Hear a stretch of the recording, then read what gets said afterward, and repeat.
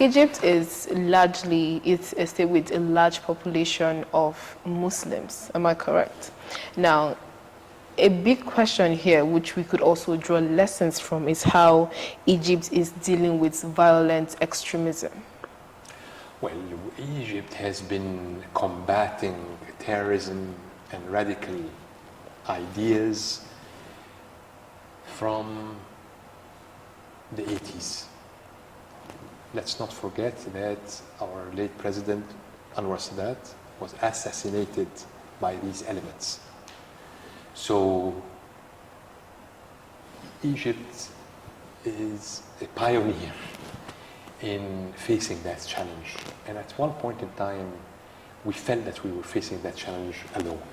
Mm-hmm. We do have also the advantage of our history as, and the history of Al-Azhar Institute in Egypt as a champion and a beacon of moderate Islam over the centuries.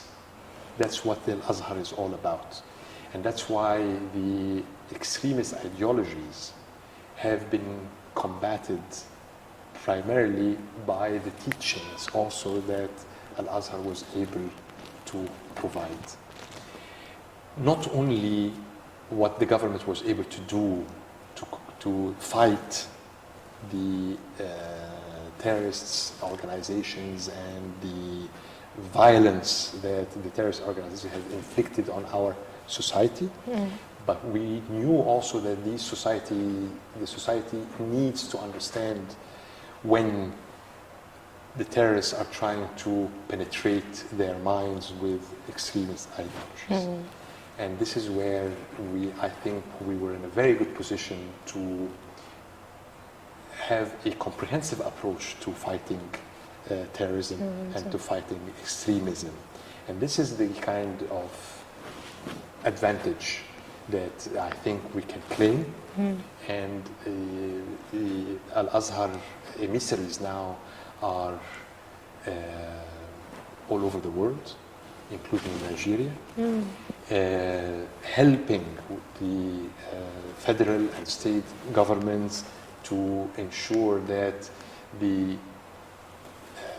younger generations, they do understand and can differentiate very well between the wrong ideology or the extremist ideology and the true nature and spirit of Islam with the moderation and coexistence.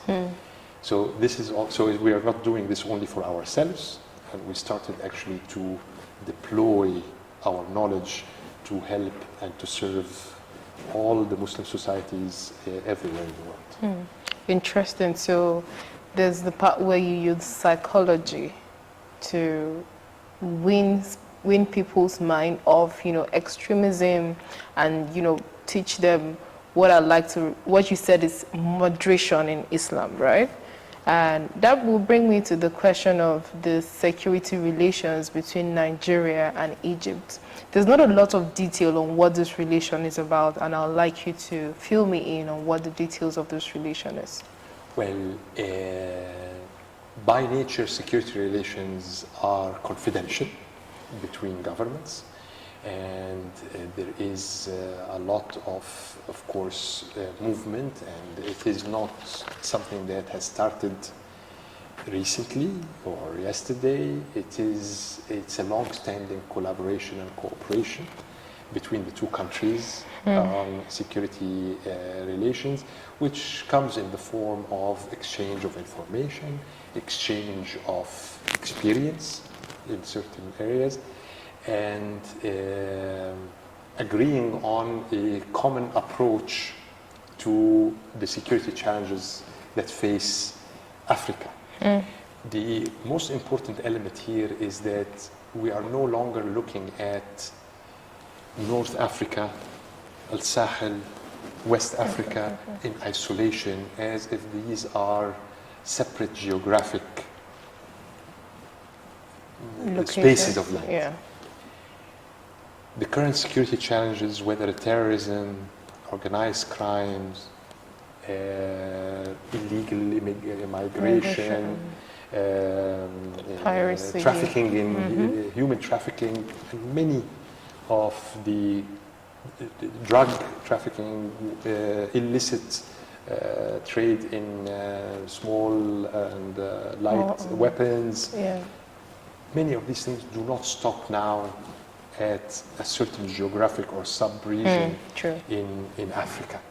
So what affects Nigeria within the Lake Chad Basin and the Sahel and even in the Gulf of Guinea will affect the interests of Egypt and Sudan and Libya. It will affect the trade relations that go through the Gulf of Guinea. So there is no more geographic isolation of the two countries. Sure. And that is something that I think the two countries agree on, and that's why their security relations is wider than the terrorism only. The security challenges are many, and they come at different levels. And I can say that we are engaged jointly at all of those different levels, with exchange of information, training, capacity development, and many of these joint cooperation schemes. Okay, so this brings me further to talk about human rights and freedom of press in Egypt. You know, Egypt has been described as unfree, as stifling human rights. There's no rights, freedom of expression, freedom of press in Egypt. And I'd like to ask if this is a fair assessment of the government of President Al-Sisi and also what's going on in Egypt. When you say it has been assessed, by whom, I will ask you. Yeah. And that's why some of these assessments could be very subjective. And I believe that Nigeria also is subjected to some of these assessments that are not necessarily when you come and live in Nigeria. And when I read Premium Times and many of the press outlets and TV channels, and then I hear some people, they say that, well, there are problems of freedom of press in Nigeria, but I live here and I do not sense that. I see a huge space of freedom of press in Nigeria as well. When you go to Egypt, you need to live there and to experience how much space the press has, how much space bloggers and all forms of media and social media is having, and then you can assess for yourself. I am a representative of the government of Egypt, and my short answer to your question is no, this is not true. But that might not help you, enough. So what I would say, for example, is that we have been organizing for African press programs to go and meet their counterparts, ask these questions, meet the government authorities, ask these questions, stay there. Usually these programs are between 2 to 3 weeks, long enough to get a sense of how the media is operating. And that will be the good answer to you. So if I want to answer you, I would say, no, this is not true. But this is something also that your ambassador will face by a journalist in Egypt that said, what happened with for example, in Nigeria, where we hear about this and this and that. And I'm sure he will have the same answer. Come to Nigeria and live there for not too long, and you will find out that this is not true. Okay, so still on that, I would want you to make some comments around the 2013 protests in Egypt, the massive protests in Egypt that made the waves. Could you make a few comments around what happened at that protest and why it went down the way it did, with people losing their lives for protesting? 2013, there was a government in place in Egypt that has been not really catering to the expectations and the aspirations and the nature and the history of the Egyptian population. Egypt is a multicultural, multi-religious society. We have a sizable Christian population, and we have a sizable Muslim population. And there has not been a sectarian approach to managing our societies. There has not been a geographic division between East and West and North and South. And so the Egyptians were living as a homogeneous society for a very long time, and that religion was not the defining factor of who are the Egyptians and who are not the Egyptians. And when a government comes in place with a very clear tilting towards one group of the society, or when the other group of the society feels threatened, but not only that, within the same group of society, like the Muslims who have been living more on the liberal side, religion is something that connects you with God, and it is not a form of defining how you look or how you act, and what is right and what is wrong. No one in Egypt really, as a society as a whole, and we are 100+ million people, we are not a small country, no one would like to be lectured as to what is right and what is wrong, and especially when it comes to religion and social traditions. So a government of Egypt is usually catering to this nature, but that government in 2013 was felt that it is not really a government that will be representing the true nature of Egypt and the true society of Egypt. So millions of people from different levels of society went down to the streets, took on the streets to say that we do not agree to this form of government. And we're talking about millions, and some estimates were that were 30 million people at one point in time from June 30th to July 3rd of 2013. And that was threatening also that the society was going to be divided into two camps.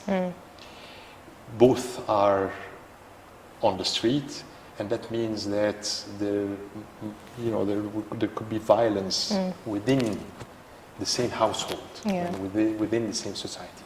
And that could have not been tolerated, and that would have really sent Egypt to a very, very difficult path. And that's why the government would have to be removed. And this is where the armed forces, it is not really biased. It has always been a very national institution, but with a very strong sense of responsibility to the safety, security, and the future of the country, this is what they are, an army is there for, had to step in favor and support of the masses. And this is what happened in 2013.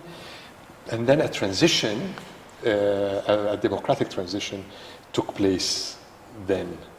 There has been challenges trying to address all the remaining elements of the previous government, and that has taken time also to address. But at the end of the day, what happened in 2013 was the will of the people, was the nature of the Egyptians that they were found to be under serious risk and threat, and the fabric of the society was under threat. And this is one thing that no one could have tolerated at that time. And thankfully, we are where we are today because we managed to save our society and our country. Okay, so to round this up, let's quickly talk about trade relations between Nigeria and Egypt. The numbers for trade are seemingly low. Why is this so? Is it due to an absence of what to trade, or what Africa's disenchantment with itself? We now see a trend of what academics call Afrophobia within the African continent, xenophobia and all of that, but they call it generally Afrophobia. So why is there, we've talked about a lot of benefits, relationship between Nigeria and Egypt, but the trade numbers are really, really low. Why is that? It is true, and that is true for intra-African trade in general. Yeah. The sad reality here is that Africa trades less with itself and more with the outside world. And that is the anomaly that all Africans need to really repair and to address. And I believe that one thing that Egypt is very proud of, that during its chairmanship of the African Union in 2019, and President Sisi himself played a major role in pushing for the entry into force of the African Free Trade Area, which has entered into force, but it is still the negotiations are still ongoing on the details of certain elements. But that it is one way to address the fact that Africa is not trading enough with itself. The trade relation between Egypt and Nigeria is not an exception to this larger anomaly. It is, however, it is growing, and our job as embassies and trade missions in Egypt and in Nigeria is to identify untapped potential for trade. Sorry. No problem. So, and this is what we are doing. And not only trade, but also investment opportunities in areas that will be of mutual benefit. And this is what we are doing now. There has been quite a few trade missions that came from Egypt to visit Nigeria, and deals have been signed. Of course, the numbers will have to show in the next statistics to see how that has helped. There is a number of Nigeria businesses who have participated in June of this year in the annual meetings of the Afrexim Bank, which is the bank that is entitled to promote trade and to support trade within Africa. Many businesses went to Egypt and they organized business-to-business meetings, and it was very promising. But that is also going to take time to show on the balance sheet. There is another very important conference that takes place. It's called the Egypt-Nigeria Trade Conference and Exhibition that is taking place in early October in Egypt, where also businesses from Nigeria are going to be matching with their counterparts in Egypt to identify trade relations. Last year, we initiated at long last, the Nigeria-Egypt Business Council. Has been structured on both sides, and they have started meeting and to also identify where trade relations can be boosted. So the effort is not lacking to address exactly what you rightly mentioned, as the numbers are not really up to the potentials of the two of the largest economies in Africa. Yeah. They should really trade more, Yeah. and the numbers should really look very differently. But this is something that is general in Africa, and this is something that the two countries are working on, whether bilaterally or within their membership in the Africa Free Trade Agreement jointly. Okay, so I'm happy you see what I see when I say Afrophobia, and trade should not, so trade is a key part of, countries' GDPs and growth development. How do you think Africa as a continent, it's no longer a Nigeria-Egypt problem, we see it across the 54 countries in Africa. How do you think this can be addressed? We can't be trading more outside our continent and within ourselves. Because most of the things we want outside are also within the continent, but we'd rather get them outside than here. So how do we address these issues and make sure that the growth is within here? This is something that is on the mind, I believe, of all the leaders and government. And we do recognize that Africa has everything to be self-sufficient in terms of economic growth. And the reason, or the fact that it's not happening yet is, of course, very disturbing, but at the same time, it is not that we are not doing something about it. We're doing something about it, but that is also something that needs to be addressed structurally. How do we learn from what happened during the COVID area when the supply chain and the value chain was disrupted? True. And many of the items that Africa import from abroad could not come. Can't we use what we have in order to grow in industry? So I think industrialization, but also agricultural development is the key, the two. Yeah. We cannot say that all countries could be industrial and agriculturally sufficient. I think there has to be a mutual interdependence and an idea of where is the comparative advantage of Nigeria versus Egypt. Nigeria has lots of lands and many minerals that Egypt do not have.